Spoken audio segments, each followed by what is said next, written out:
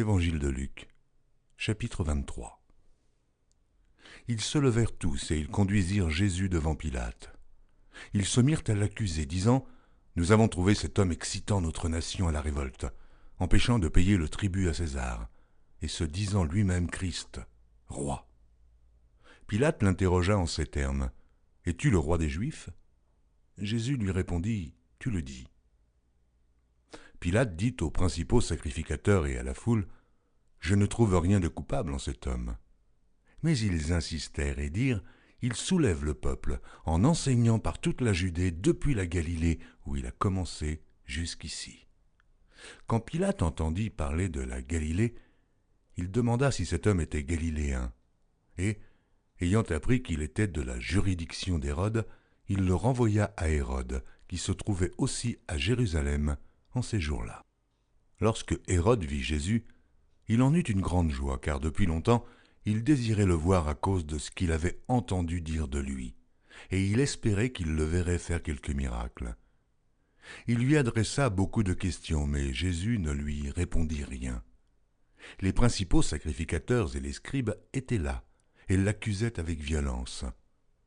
Hérode, avec ses gardes, le traita avec mépris et, après s'être moqué de lui et l'avoir revêtu d'un habit éclatant, il le renvoya à Pilate.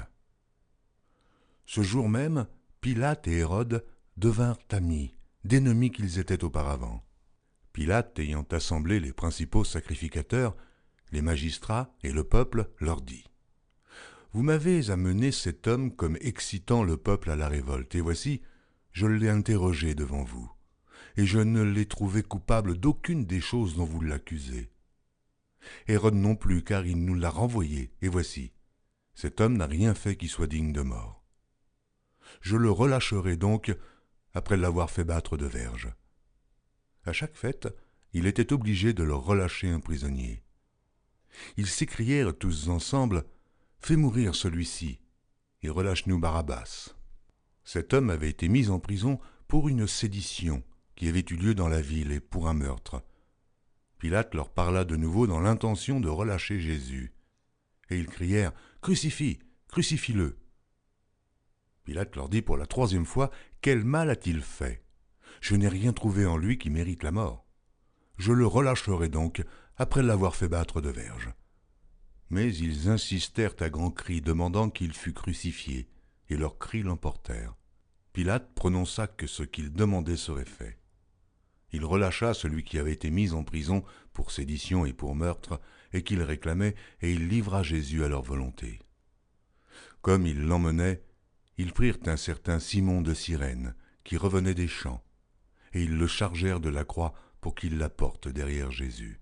Il était suivi d'une grande multitude des gens du peuple et de femmes qui se frappaient la poitrine et se lamentaient sur lui. Jésus se tourna vers elle et dit « Filles de Jérusalem, ne pleurez pas sur moi, mais pleurez sur vous et sur vos enfants. Car voici, des jours viendront où l'on dira « Heureuses les stériles, heureuses les entrailles qui n'ont point enfanté et les mamelles qui n'ont point allaité. » Alors, ils se mettront à dire aux montagnes « Tombez sur nous » et aux collines « Couvrez-nous » car, si l'on fait ces choses au bois vert, qu'arrivera-t-il au bois sec? On conduisait en même temps 2 malfaiteurs qui devaient être mis à mort avec Jésus. Lorsqu'ils furent arrivés au lieu appelé Crâne, ils le crucifièrent là, ainsi que les 2 malfaiteurs, l'un à droite, l'autre à gauche. Jésus dit « Père, pardonne-leur, car ils ne savent ce qu'ils font. » Ils se partagèrent ses vêtements en tirant au sort. Le peuple se tenait là et regardait. Les magistrats se moquaient de Jésus, disant « Il a sauvé les autres, qu'il se sauve lui-même s'il est le Christ, l'élu de Dieu. » Les soldats aussi se moquaient de lui. S'approchant et lui présentant du vinaigre, il disait « Si tu es le roi des Juifs, sauve-toi toi-même. » Il y avait au-dessus de lui cette inscription « Celui-ci est le roi des Juifs. » L'un des malfaiteurs crucifiés l'injuriait, disant « N'es-tu pas le Christ ? Sauve-toi toi-même et sauve-nous. » Mais l'autre le reprenait et disait « Ne crains-tu pas Dieu, toi qui subis la même condamnation?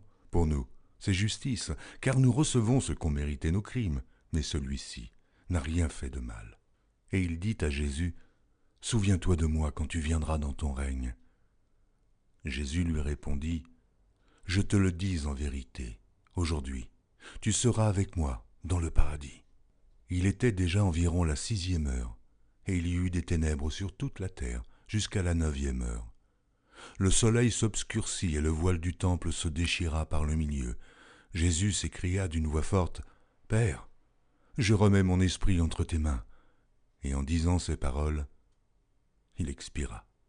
Le centenier, voyant ce qui était arrivé, glorifia Dieu et dit, « Certainement, cet homme était juste. » Et tous ceux qui assistaient en foule à ce spectacle, après avoir vu ce qui était arrivé, s'en retournèrent, se frappant la poitrine.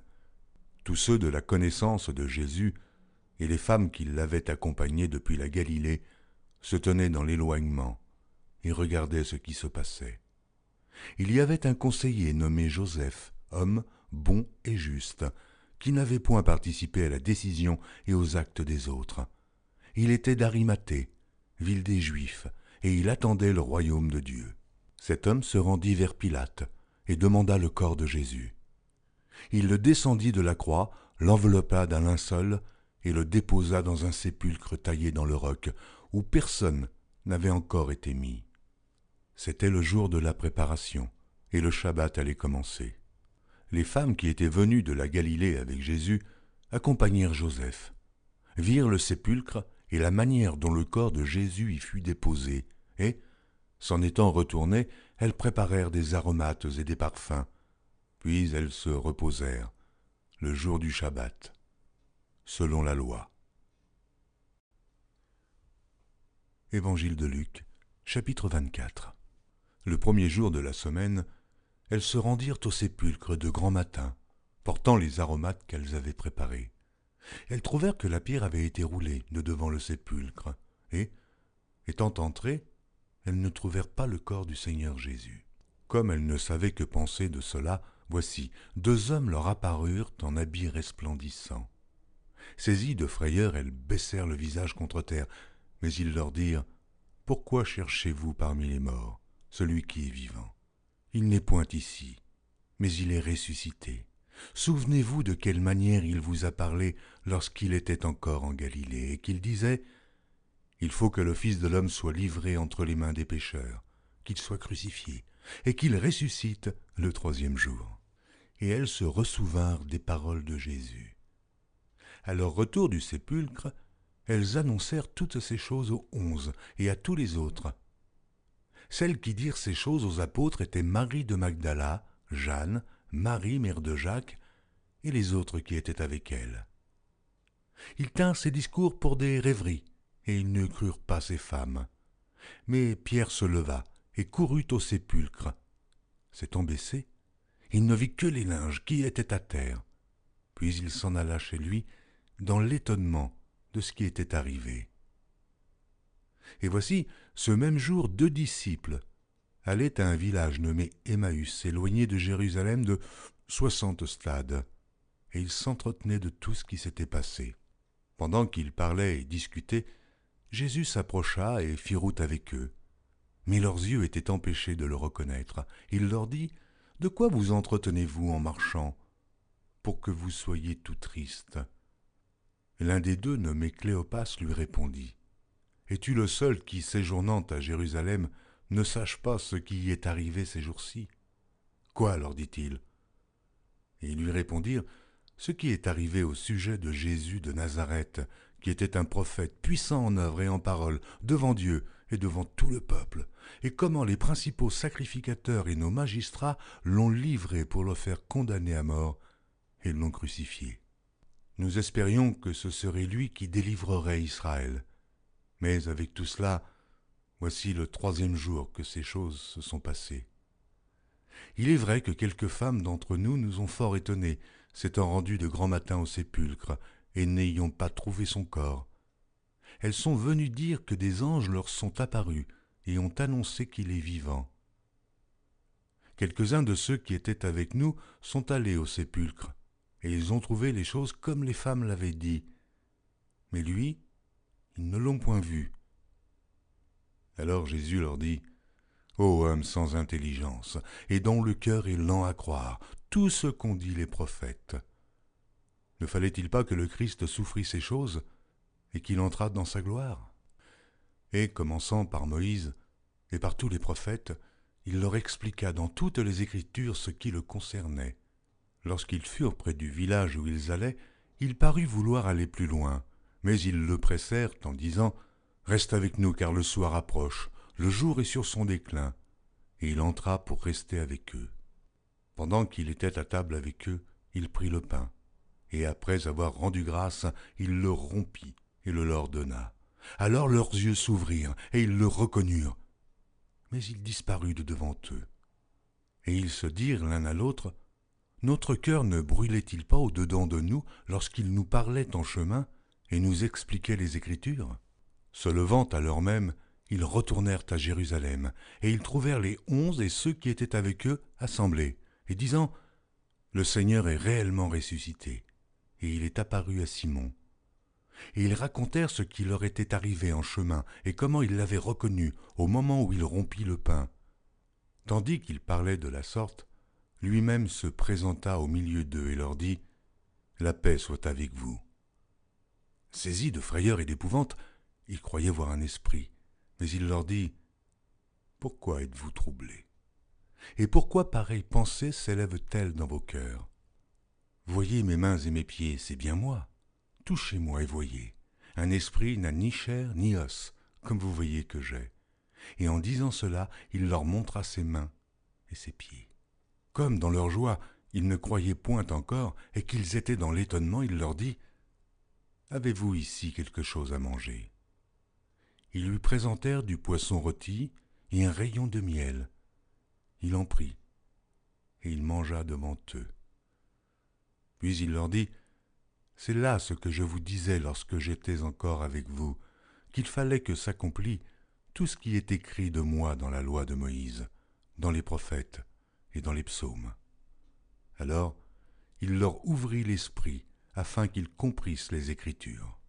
Et il leur dit, « Ainsi il est écrit que le Christ souffrirait, et qu'il ressusciterait des morts le 3e jour, et que la repentance et le pardon des péchés seraient prêchés en son nom à toutes les nations, à commencer par Jérusalem. Vous êtes témoins de ces choses, et voici, j'enverrai sur vous ce que mon Père a promis, mais vous, restez dans la ville, jusqu'à ce que vous soyez revêtus de la puissance d'en haut. » Il les conduisit jusque vers Béthanie, et, ayant levé les mains, il les bénit. Pendant qu'il les bénissait, il se sépara d'eux et fut enlevé au ciel. Pour eux, après l'avoir adoré, ils retournèrent à Jérusalem avec une grande joie, et ils étaient continuellement dans le temple, louant et bénissant Dieu.